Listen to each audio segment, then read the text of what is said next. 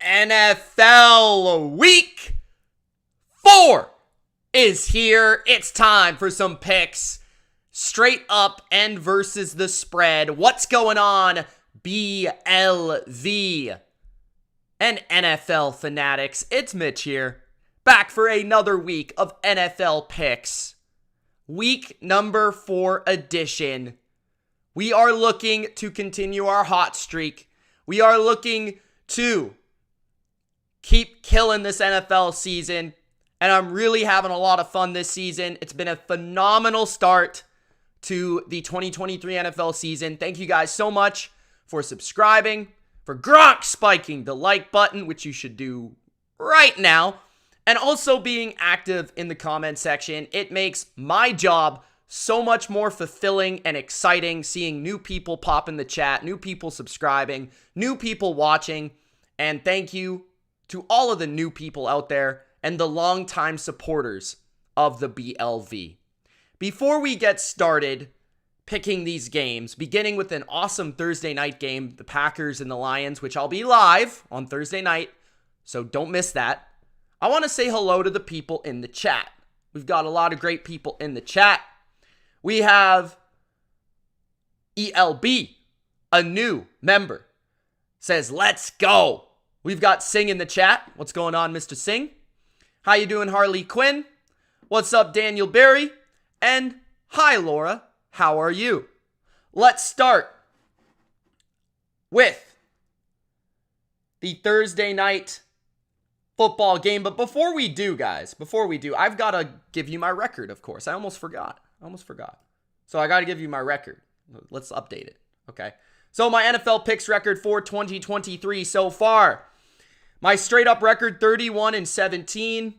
Not half bad. Last week we had our strongest week overall from a straight up standpoint, going 11-5. Our spread record was also identical. I don't know how I end up doing that so often, but sometimes I'll have like a game where I'm off straight up, but I get it right from the spread standpoint. And then there's a week where I'll get a couple more right straight up than I do from the spread. And I don't know, it's weird, but I went 11-5 versus the spread, 11-5 straight up. And my over-under picks, we will get to that tomorrow, okay? But my best bets record, you guys have seen that already. If you haven't already, check out my best bets. Last week we went 4-1, so we're looking to continue the hot streak. Straight up, not bad, not the best I've ever done, but so far not terrible at all. Just looking to continue the positive weeks. This week, I would say, is pretty tricky from a straight up standpoint. I think there's a number of games that could go either way, so this one's going to be real tough. I will say that much. So let's begin with Thursday night football. That is the Detroit Lions versus the Green Bay Packers at Lambeau Field, baby. And I'm looking forward to a primetime game at Lambeau. I think this is going to be an awesome game. I think this could go either way. And you guys know, if you checked out my best bets, that I like the Packers here. I think at home, the Lions are a good football team. They have not proven to me that they should be favored against the Packers on the road in Green Bay. And the Packers, I just think, are genuinely underrated. You look at this football team and what they've done so far this season. They're 2-1. They had an incredible comeback versus the Saints at home last week, which was their home opener. The crowd will be super excited to watch Jordan Love in his first ever primetime game at home, starting as their quarterback in a new era. I think this is a big deal for the Packers fans out there. And you look at both sides, both beat up, kind of, for both rosters. Detroit has lost multiple pieces on their defense, from Houston as a pass rusher to CJ Gardner-Johnson in the back end. And then you look at the Packers, and they're missing David Bakhtiari. They're missing Elgton Jenkins. Actually, I didn't know they were missing Devondre Campbell. He got injured last week. But I'm not sure what the status will be for Taylor Decker at left tackle for the Lions. He's been limited all week. He didn't play last week. I'm not sure if he'll play or not. The offensive line is beat up. The offensive line of the Lions, Frank Ragnow's been in and out of practice. He did not practice. Maybe that's just a rest-related thing, I don't know. Jonah Jackson is also injured, but he's playing hurt. Haloti Vaitai is injured. He's out of this game. But they've got not Frank Ragnow. They've got Glasgow in there starting for him, who's been in there for a majority of the season.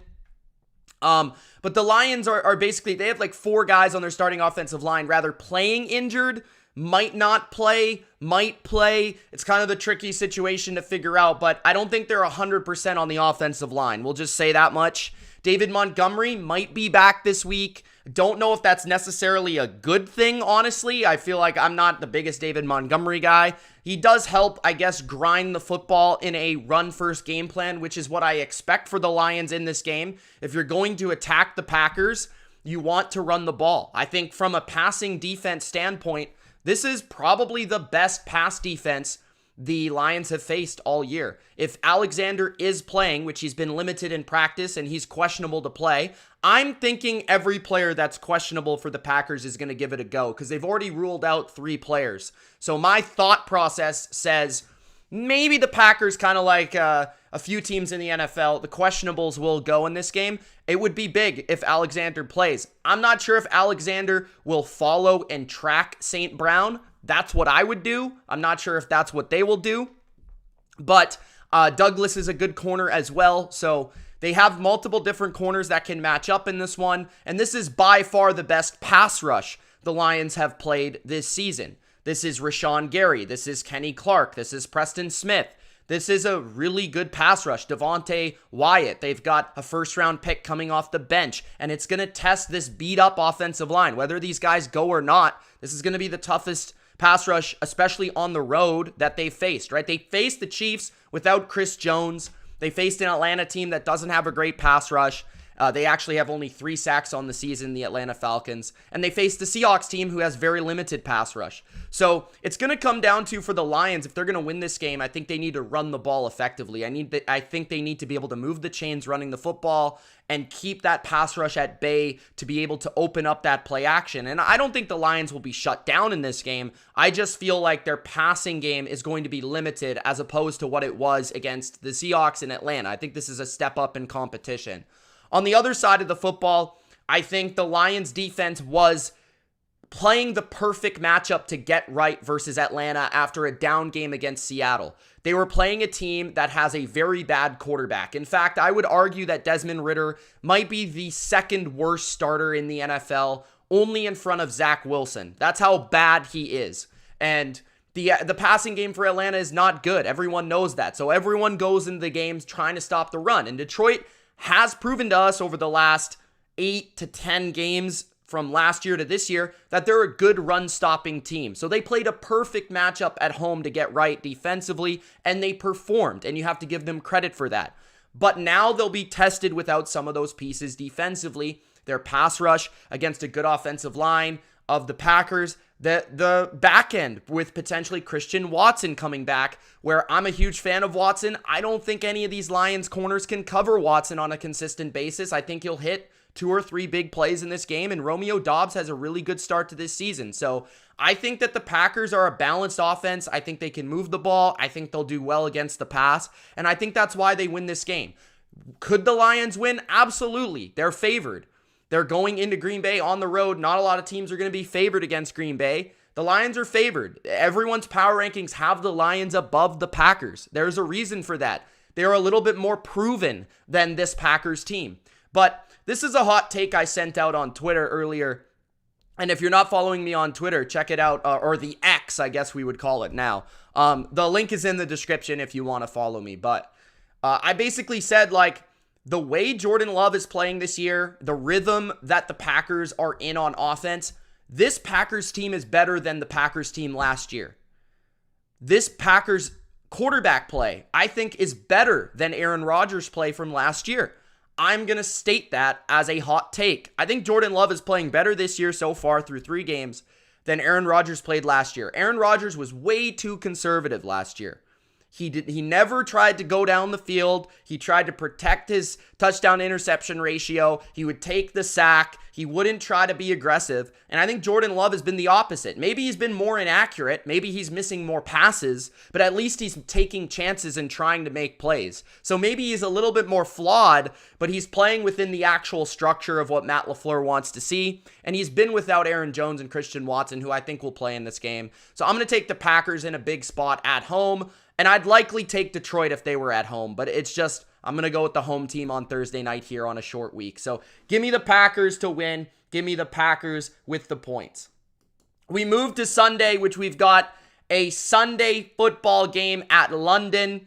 And I want to just give a shout out to Funky Lions fan who's been commenting about the Lions offensive line. So I do want to give him a little bit of a response here. He says, on Frank Ragnow, like I said in my reply, he has a foot injury that he got in 2021. He's been regularly resting and playing with it ever since. All right, thank you for that information. He says check the injury report, and you can pick whoever. If the Packers are legit, they should win at home. Yeah, I mean, it should be a good game. We'll see either way. I think regardless, it's a tough matchup for Ragnow. With Kenny Clark, playing him this week. And I don't think Ragnow practiced today. I did check the injury report. I saw that he did not practice. And I did not think it said rest, but I'm not sure. I could be wrong about that. That was just a quick glance at it. I could be wrong. Let me know if I'm wrong. But anyways, we've got a game in London. Jacksonville, London's team. They always host these London games. They've played, I think, the most games by quite a wide margin at London, which to me matters because it means they're used to this trip. They're used to the flight. They're used to the venue. They're used to the fans. They're used to the field. They're used to this idea of playing in London in this totally kind of weird time zone that's hard to account for from a gambling perspective. So that does matter to me. Atlanta is a team that I picked them to win the NFC South before the year. I picked both these teams to win their divisions before the year. Atlanta has played about to expectation. I think they're a team that has some really good strengths. I think their run game has shown out for the most part. And when they haven't been able to run the ball, they haven't been effective on offense. It's just point blank period. And then defensively, they've actually probably been a little bit better than I expected from a points allowed perspective, from a overall sound scheme perspective. I think Jesse Bates has done really well in this defense. I think David Onyemata has done really well. Ellis, coming from the Saints, has played really well. So there's a few pieces that they picked up that I think have performed to above expectation, really, from my perspective. But I think this is a game where Jacksonville gets back on track. I just have this feeling. This, to me, is a really good matchup for Jacksonville. Kind of like what I said about Detroit last week. This is the perfect matchup for Jacksonville to get back on track. They're in a weird environment game. They're getting taken away from the hype in Jacksonville. They're going to London. They can kind of just, focus on this game. But they've got a stretch here where I think they play back-to-back games in London, where they play the Bills next week, I think. I could be wrong about that. But you've got Jacksonville, who there's two strengths to this football team that we've come to see so far. They can pass the ball and they can stop the run. Okay? And that's what you need to be able to do against Atlanta to win.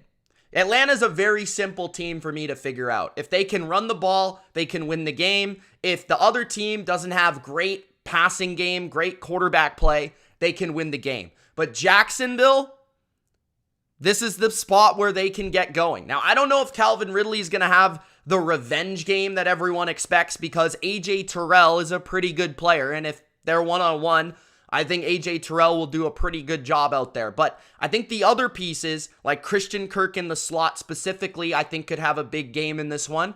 I think we could see Evan Ingram be heavily involved in this game plan. I think they'll get enough from Travis Etienne in the ground game to keep them balanced, but Trevor Lawrence needs to step it up in this spot. can't be turning the football over. Their receivers need to catch the football when it comes to them. Far too many drops. And I think Doug Peterson will take control of the game plan, the play calling this week, and say, Press Taylor, move to the side, buddy. I got this. So I think Jacksonville will throw the football effectively. I could see Trevor Lawrence having the best game of his season so far, and that's why they win this game. And then from the other side, Jacksonville has a flawed pass defense, but when they can focus on stopping the run, they are one of the top teams against the run, and I think they've got good athletes, good linebacker play from Alua Khan, and that's a revenge game for him.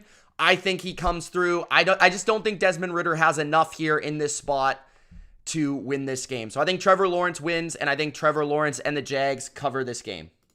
Moving to the rest of the Sunday matchups, shout out to my guy, Hot Take Hockey, Johnny V in the chat. What's going on, John? And how are those Pens looking? Let's go. If you want your NHL content, season's coming soon. Go check out Hot Take Hockey. Make sure you subscribe to him over there. Best hockey channel on YouTube. Go check it out, guys. Baltimore Ravens at the Cleveland Browns. Cleveland favored by a field goal, possibly 2.5 points. I don't know, man. Something tells me the Ravens here. I'm not betting this game. I'm staying far away. The only way I'm going to bet this game is a teaser on the Ravens getting extra points in this game. I'm not going to lay the spread with the Browns.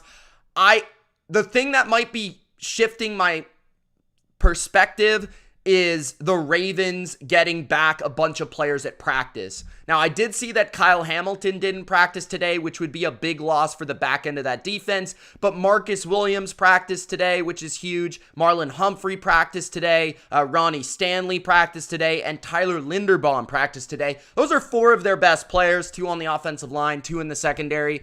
If those guys end up playing, I think the Ravens somehow, some way, with their advantage at the quarterback position, because I'm still not believing in Deshaun Watson. I think he played a team in the Titans that is not good against the pass, very good against the run, and Deshaun had a nice performance, his best as a Cleveland Brown. But Lamar Jackson is the real deal, and I don't think he has 2 games in a row where the Ravens were very sloppy last week. John Harbaugh's too good of a coach. They're going to fix that stuff. I think they realized they were too sloppy. They had 2 fumbles in the game. They really, Justin Tucker doesn't miss field goals. He missed a game-winning field goal. The Ravens, they had some calls that should have went their way. Like, it was just not a good game. Okay, it was in the rain. There was a bunch of stuff that happened. Don't look too much into that loss.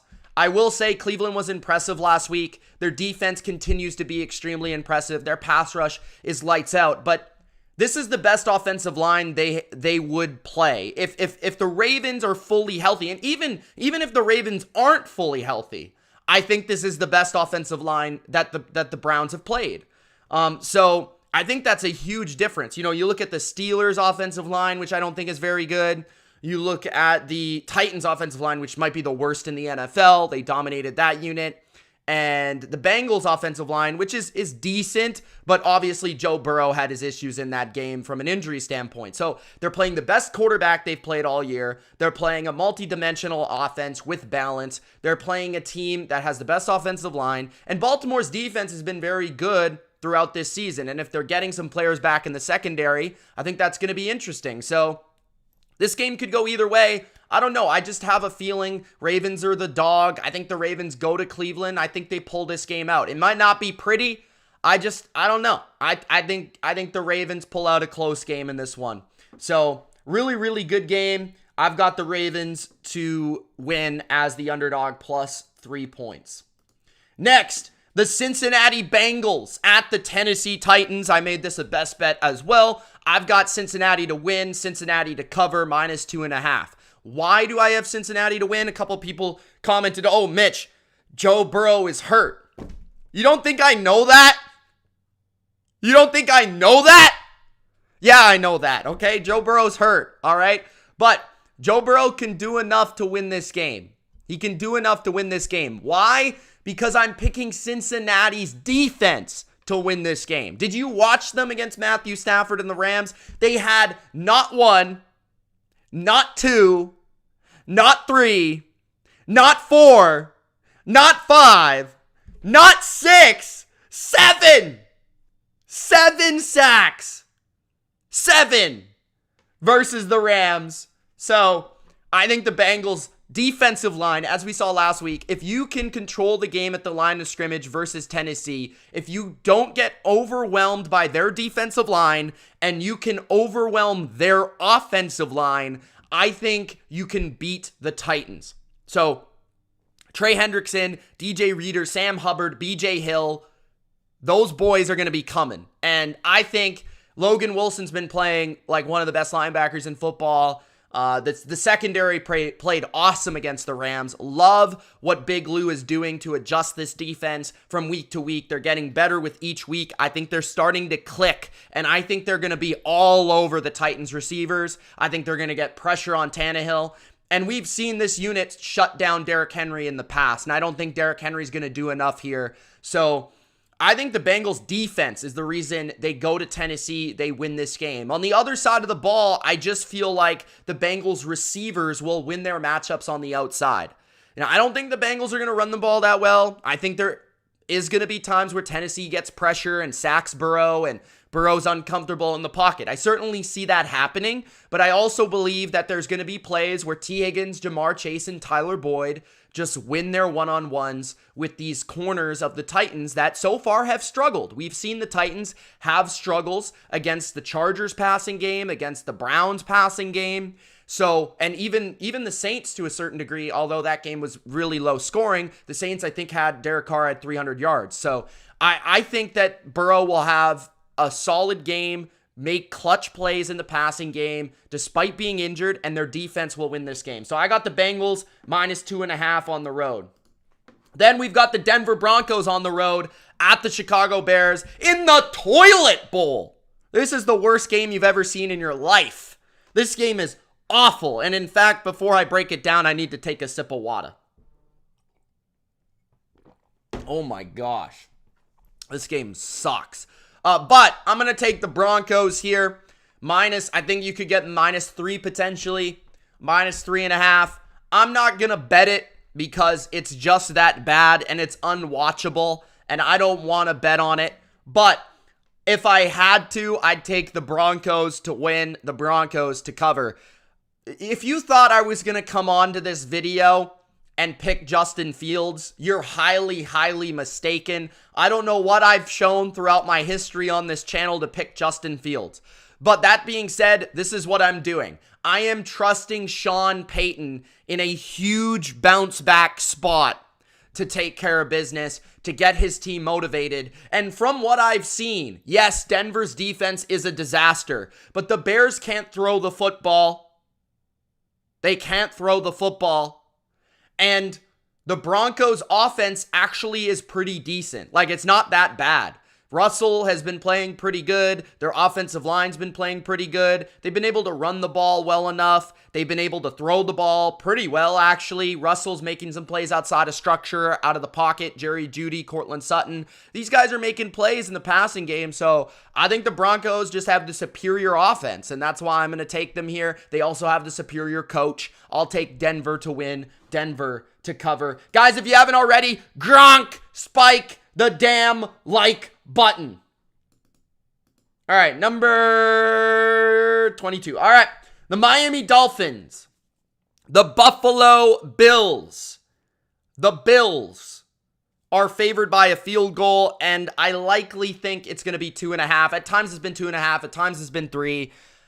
I'm not betting this game because honestly, I don't have a good enough feel, and I just feel like this is such a great game. Two awesome teams. It could go either way. It really could go either way. So I'm not going to bet my money on this game because I think either team could win it at the end of the day. And I'm not going to bet on that type of game personally. But this is what I'm going to do. I'm going to pick the team that has played better so far this year. And to me, that is Miami. I think Miami has been the better team this year. And I know that it's in Buffalo, but I think right now, like this probably will change by the end of the year. I actually think Buffalo will get better as the year goes on, and I think Buffalo will surpass Miami. That's a prediction. But I think at this point in time, Miami is playing better football. So even though it's in Buffalo, there is no weather that should impact this game, I don't believe. If that's the case, I haven't really looked at it. But if this game is clear skies, there's no rain, no heavy winds, I'm going to go with Miami. Because if the weather's involved, I lean towards Josh Allen and the Bills. But if there's no weather that's really going to be impacting the flow of Miami's offense, I think Miami is just too tough to stop right now. And while Buffalo's defense has been impressive and a better unit than Miami's defense, there's no question, I just feel like we've seen Buffalo play elite offenses in the past. They beat up on bad offenses. I'm not buying into that. I've seen them beat up on my Patriots receiving core. I've seen it time and time again. I've seen them beat teams like the Washington Commanders and Sam Howell year after year and punish them. But you know what I've seen consistently? I've seen a Bills defense let up 30 to Joe Burrow or Patrick Mahomes in the playoffs. I've seen good offenses go to Buffalo and torch them. So for me, I think Miami is a really good offense. I think Mike McDaniel is in his bag. And what convinces me here is Buffalo has had a difficulty stopping the run. It hasn't really shown up that much because teams are often down against the Bills. But I think that Miami will be able to run the ball well enough. They're not going to run the ball like they did against Denver. Okay, don't get that misconstrued here. Don't mess it up.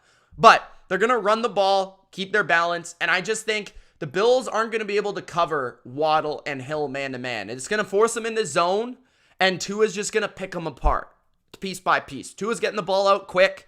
I don't think the pass rush for the Bills is going to be all that effective here, and I just feel like they're gonna control the pace. We've seen, even last year, the Dolphins played the Bills well in the playoff game. So, and that was without Tua, that was without a number of players.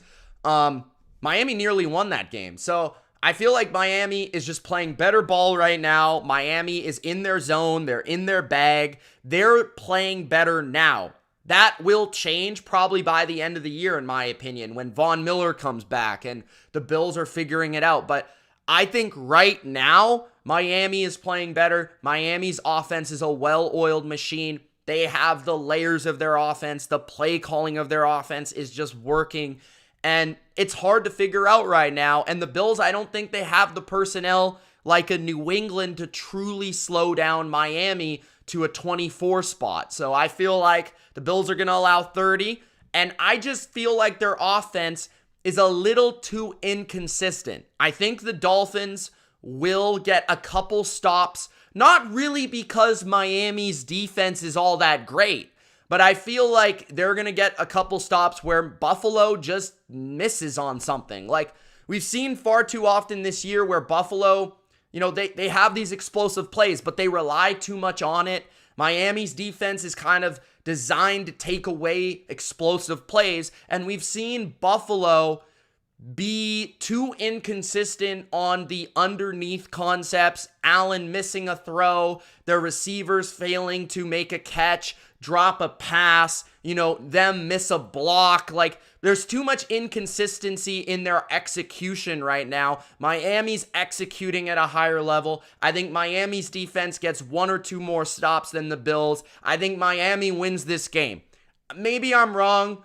I won't be betting the game. I'll be watching it. I'll be commentating it. I'll be analyzing it live on the Bottom Line View. But this should be a great game, and it will tell us a lot about both teams, at least so far this season. So I've got Miami, something like 31-27, 30-27, something like that in this game, all right? Next, we've got the Los Angeles Rams at the Indianapolis Colts, and this is very bold for Vegas to be laying 1 with the Colts, in my opinion. Even though it's in Indianapolis, it's to me, it's still bold. Like, this is Sean McVay and Matthew Stafford. Like, just think about that for a second.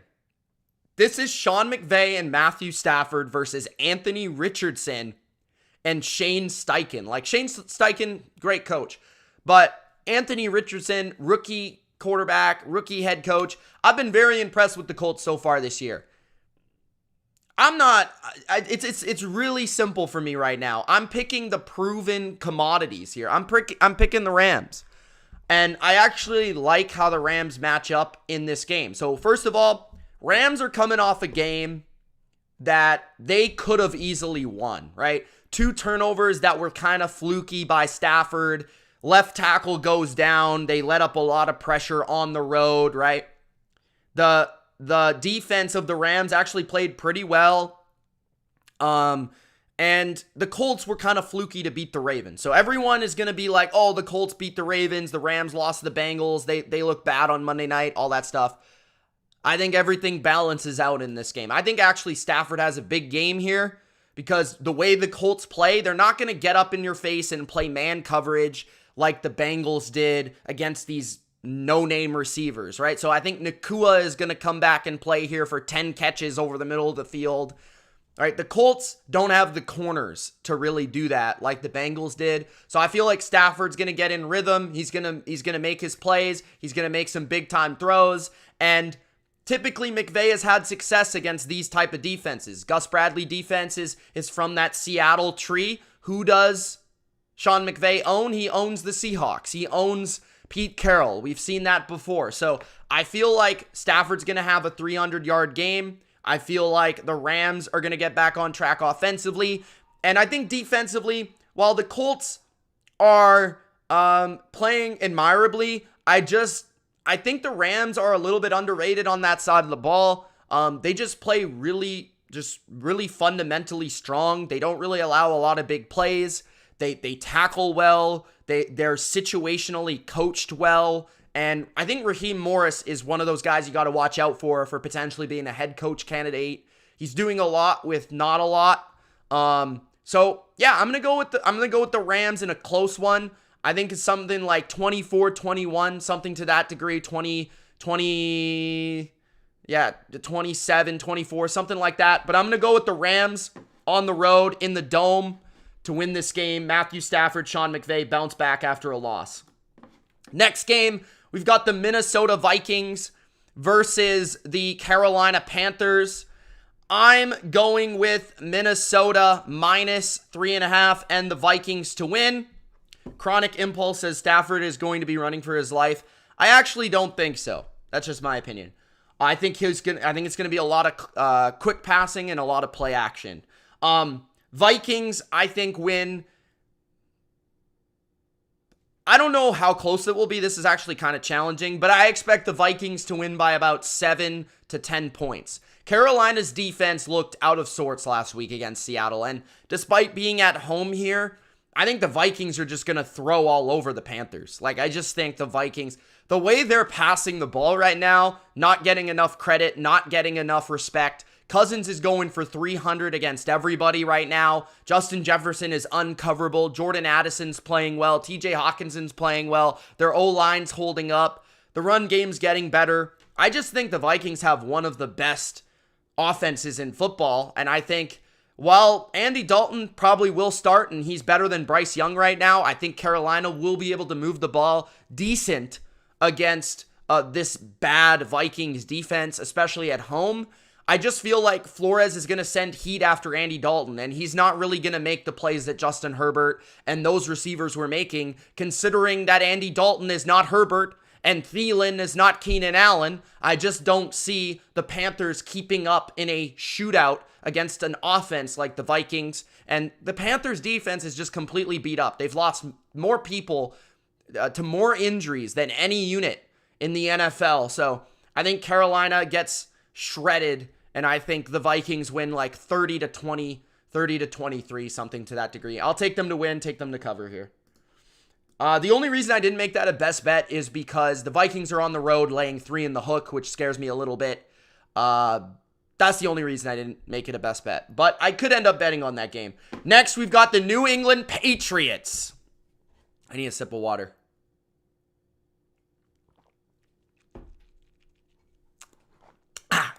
Gronk, spike the like button if you haven't already. All right. The New England Patriots versus the Dallas Cowboys. Dallas at home, favored by 7. There might be places where they're favored by 6.5. If you could get the 7 for New England, take it. If you like Dallas, then try to look for a 6.5. I like New England with the points. Let's break this game down. So this is an interesting game. Dallas obviously coming off an embarrassing loss at Arizona last week. It's hard for me to believe that they're going to come into this game and play as poorly as they did last week. I think they're going to play a lot better in this game. Just fundamentally speaking, effort speaking, I think sometimes you get too big for your britches. That's the saying, right? You get too big, your ego gets inflated, everyone's talking about you, everyone's saying, oh, you're the best defense ever, you're the best Cowboys team since the 90s. Which YouTube channel said that? I don't think it was the Bottom Line View, maybe it was, I'm not sure, but the Cowboys are a really talented team, and this is going to be a tough one for my Patriots to go in and win. Now, that being said, I actually think this is an environment for New England's offense. I'd rather this game be in Dallas for New England's offense because I want to see them play in a game that's not raining. Is that fair to say? Like, they've played 2 out of 3 games that's seen weather in this that impact their passing game, and New England's passing game is a rhythm attack. Like, this is not an attack that's, overwhelming from a downfield perspective. This is a rhythm offense. So I actually think New England playing on the road in Dallas is a good thing for their offense. It's obviously not a great thing for their defense. You would like to have that home field, but on the offensive side for the Dallas Cowboys, this is actually really fascinating because Dallas has morphed from a team that was balanced, but more so like pass heavy under Kellen Moore, to a team that's become balanced, but really shifting towards a run heavy team, which I actually think is not great for them. I feel like it holds back their explosiveness. It holds back their ability to be, yes, it helps their all phases complementary football style. It does do that for them, and it might in the long run help them. But in a game like this, as a 7-point favorite, I think it actually hurts them because Dallas is choosing to be a run-heavy team. And especially in this game, I don't think it helps them because New England's a team that you want to try to force them to score. New England likes playing games that are low scoring. They are very good at low-scoring football games. They're very good at grinding out games, staying in games through defense, special teams, making a lack of, turnovers and mistakes. And if that's the game Dallas wants to play, that's not beneficial to Dallas. Dallas should be trying to push the pace. That being said, I think what also hinders Dallas on offense is their lack of creativity so far this season in the passing game. I think their run game is fairly good, but their passing game, despite their personnel, they are lacking flair, lacking creativity. And I think a team with a secondary and a defense like New England can handle that pretty well, right? This is not Miami. This is not a team sending motion 15 different ways with guys flying all over the place and play action and screen and all this stuff, right? And New England did pretty well against that without a lot of their personnel. New England expects to have Jonathan Jones back in this game. I think he's a good matchup for Brandon Cooks. I think Christian Gonzalez will likely take on CeeDee Lamb for a majority of the day, and I think Miles Bryant will get the start at the nickel without Jack Jones being back from injury quite yet and Marcus Jones being on IR.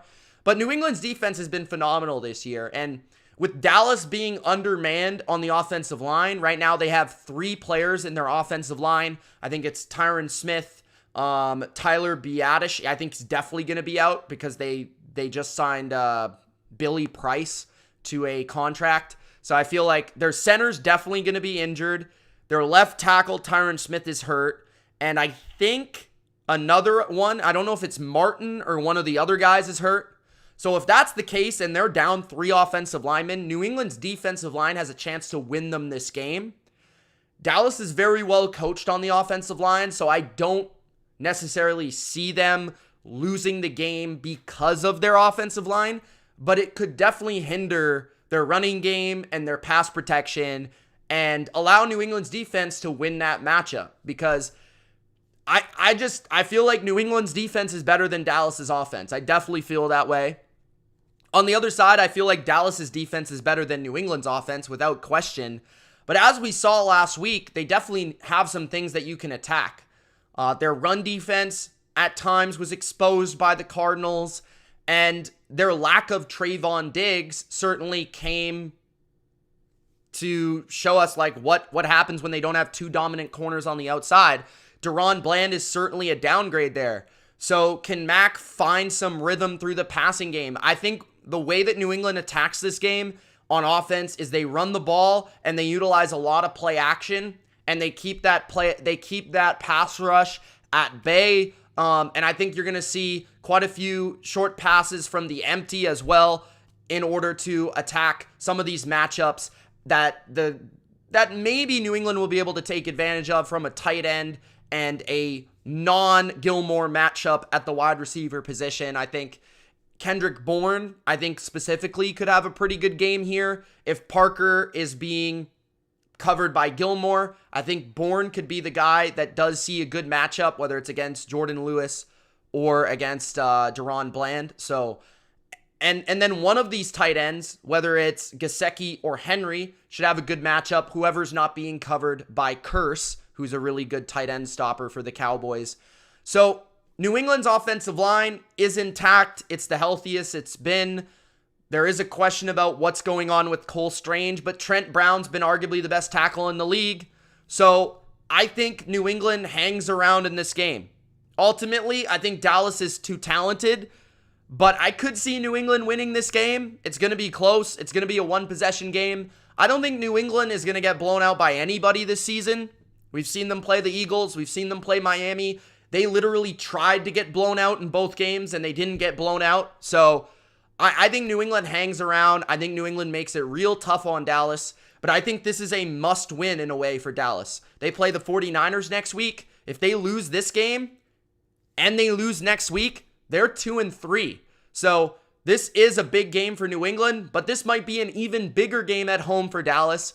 So I'm going to pick Dallas to win, New England to cover. I think Belichick really stifles Dak and the Cowboys offense, and that allows them to hang around. But ultimately, New England just doesn't have enough to break down a very good Dallas defense. So I'm going to say it's going to be something like 23-20 or 24-20, something like that, ultimately for this game. So let me know what you guys think about the Patriots game this week. That's my call. Before we get to the next matchup, I do want to give you my Underdog Pick'em picks of the week number 4 edition. For some reason, I can't click this thing. That's really annoying. Okay, there we go. All right, so Underdog Fantasy, guys, if you haven't already, make sure to check out Underdog Fantasy, my favorite place to play fantasy football throughout the NFL season. I left the link at the pinned comment in the live comment section. I also left the link in the description. They will double your first deposit up to $100. And this is my play for the higher and the lowers for week number 4. So I have Mike Evans taking on Marshawn Lattimore, going lower than 62.5 receiving yards. I've seen this game far too many times. I've seen this matchup far too many times. That is my number 1 pick this week. Mike Evans to struggle against the Saints like he does every single time. Trevor Lawrence, I'm going higher on his passing yards. I talked about that matchup versus the Atlanta Falcons. I'm going higher in that game for Trevor Lawrence. I like Adam Thielen in a revenge spot, having to keep up with Kirk Cousins and the Minnesota Vikings. I like him to go higher, 50.5 receiving yards. He's gone higher in back-to-back games. He had 54 yards in week 2. He had 100+ yards in week 3. So I think Adam Thielen goes higher. Daniel Jones, I like on Monday Night Football to have a huge game through the air. I think he'll go over or higher, 217.5 passing yards against the Seahawks. The Seahawks defense that gave up 300+ yards to Andy Dalton last week at home. New York plays at home on Monday night against a really good offense in Seattle. They're going to have to keep up on the scoreboard. I think Daniel Jones has a bounce-back game. And James Cook against the Dolphins. I think the Bills will have to run the ball against a team that surrendered 200 rushing yards to the Chargers in week 1. I think James Cook has a pretty modest total with about 56.5 rushing yards. So I think he'll get another big game in this one. Those are my picks for Underdog Fantasy. Check it out, guys. Link in the description. They will double your first deposit up to $100 when you use the code BLV. That's BLV. Link in the description, guys. Let's get back to the picks. Okay. So, let me just check if I've got the right one. All right. We're good. All right, next up, we got the Pittsburgh Steelers. Gronk spiked the like button. At the Houston Texans. This one was challenging for me to pick, especially with very limited injury information. And I feel like I've been wrong about the Steelers pretty much all year long when I've been picking their games. I thought the Raiders would beat the Steelers on Sunday night. I was wrong. I thought that the Browns would beat the Steelers. I was wrong. I thought the Niners would beat the Steelers, but I thought the Steelers would play better in that game, and they didn't. So I've been pretty much wrong about the Steelers all year long. I think that the Steelers should win this game, so that means I'm going to be wrong. So pick the Texans. The reason I think the Steelers should win is the Texans have a lot of injuries on the offensive line. And whenever I see that against the Steelers, as much as I love CJ Stroud, and the Texans certainly have the better quarterback, I'll say that again, the Texans have the better quarterback in this game, and they probably have the better offense, and they're at home. So, you know, with the points, it gets tricky. If this were ever to get to 3.5, I would take the Texans with the points. At 3, I don't really love it as much, but 3 in the hook, I would take the Texans.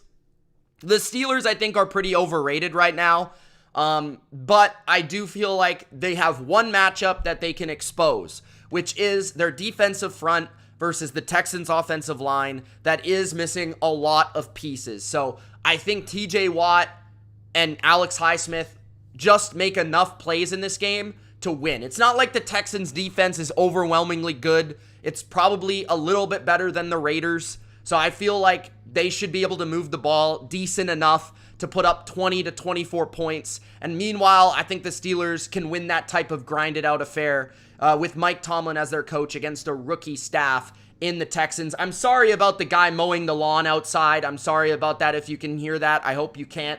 But the Pittsburgh Steelers, I've got in this game, and if it's at 3, I'll take the Steelers to cover the 3, although I'm not super confident about it.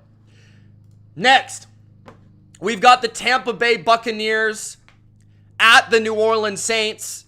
I'm going to keep this one simple. I understand Derek Carr might not play in this game, and it does appear that Jameis Winston is going to play. New Orleans, Tampa Bay. New Orleans has the coaching edge in every single game they've played against the Bucs for the last decade plus, including the years with Tom Brady. Every single time the Saints have had the coaching edge, that is with Dennis Allen or Sean Payton. It has not mattered, okay? So the Saints own the Bucs from a coaching standpoint. They just do. On top of that, the Saints defense just knows how to stop the Bucs offense. And although it's a new coordinator, I don't really see the personnel matchups changing all that much. I think the Saints have overwhelming personnel matchups. The Bucs defensively are beat up a little bit, especially in the secondary. They're playing injured. So, yeah, I'm concerned that Jameis Winston is the quarterback here, but it's at home. It's in a dome. It's it's comfortable enough for me here. I don't think the Bucs pass rush is like that much of a problem. I feel like the Saints should be able to protect, and I think the Saints can at least have one good matchup on their side here. It feels like there's 2 good corners potentially for the Bucs, but Olave will make plays versus anybody. Michael Thomas will make some plays, and I feel like Shaheed could potentially have a mismatch in this game. So I like the Saints. I think the Saints win. I think the Saints cover. It's pretty basic for me. It's the NFC South matchup where the Saints have the coaching edge. The Saints know how to beat the Bucs. The Saints are at home. Maybe if this was in Tampa, I would go with the Bucs, but I'm just going to take the home team in a divisional matchup. Saints over the Bucs. All right. Let's go with the next one. The Washington Commanders at the Philadelphia Eagles. Philadelphia is favored by 8.5. Washington on the road for this game. But I like Washington with the points. I have it as a best bet. I've bet money on this game. Washington has beat Philadelphia the past 2 seasons in Lincoln Financial Field.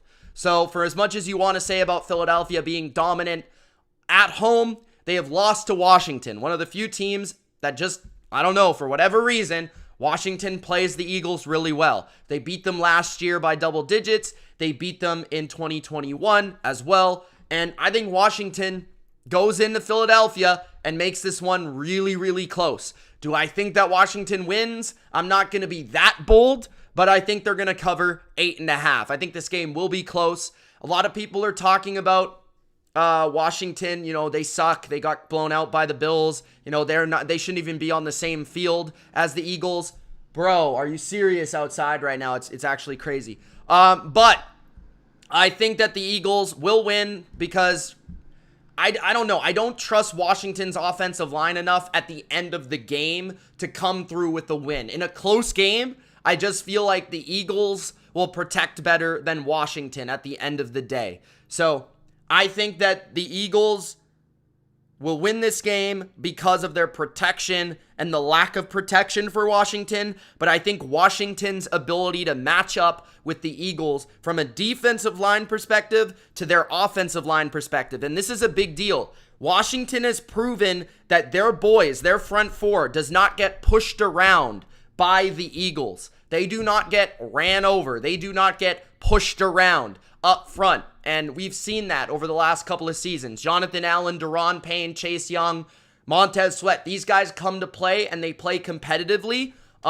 So I think that they're going to stay in this game because when you force the Eagles to throw the ball on the outside, they haven't been as good this year. They've just been able to run everyone over. And I don't think they're going to be able to do that against Washington in this game.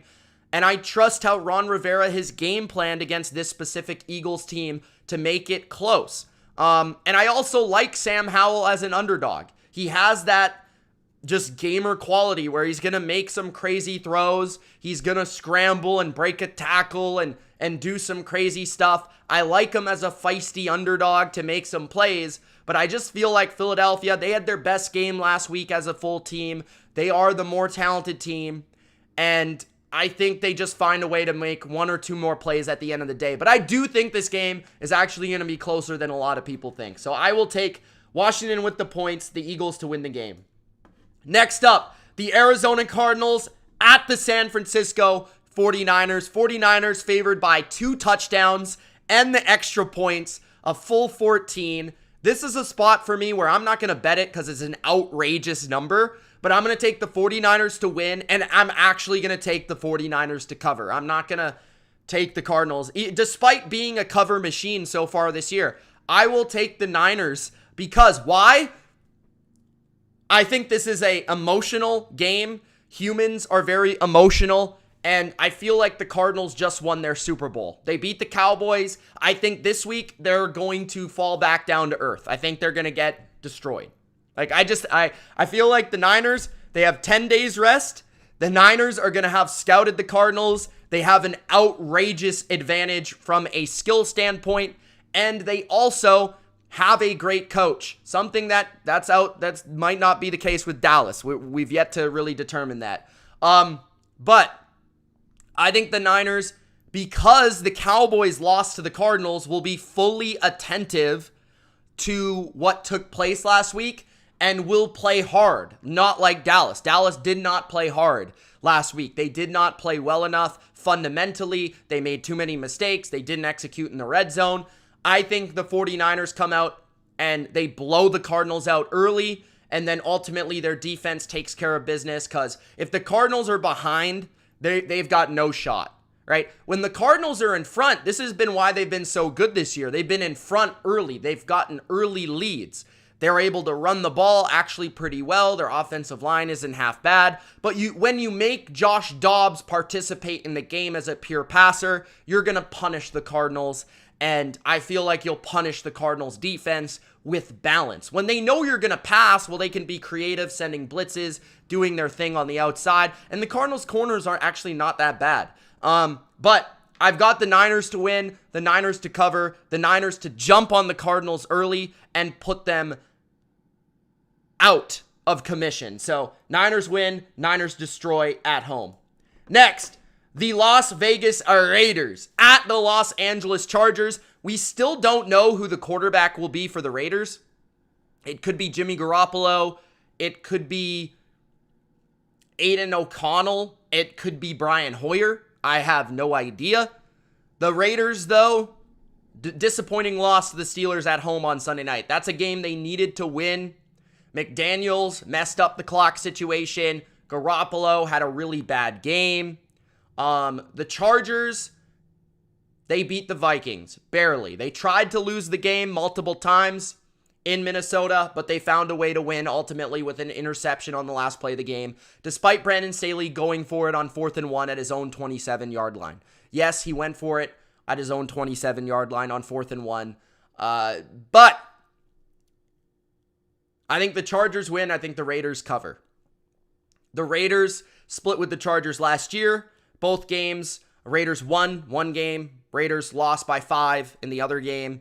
I think this time, the Chargers just don't blow anybody out. I don't know what to tell you. They could play the 2008 Lions, and the game would be decided by 7 points. I really feel like this is just a team that doesn't blow anybody out. I hope that O'Connell is the quarterback for the Raiders. I hope it's not Hoyer, because I think O'Connell can make more plays. But if it's Hoyer, I know that he's a veteran that won't make mistakes, and I think he'll get the ball where it needs to go. I just don't think he's going to give you anything from a playmaking standpoint.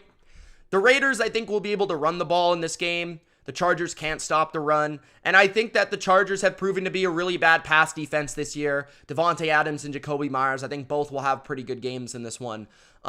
Defensively, I think the Raiders actually got caught a break here because Mike Williams is out for the season. So that's one less target to dominate the Raiders secondary. That certainly isn't the best. But Nate Hobbs should be able to play Keenan Allen pretty competitively, unlike the Vikings.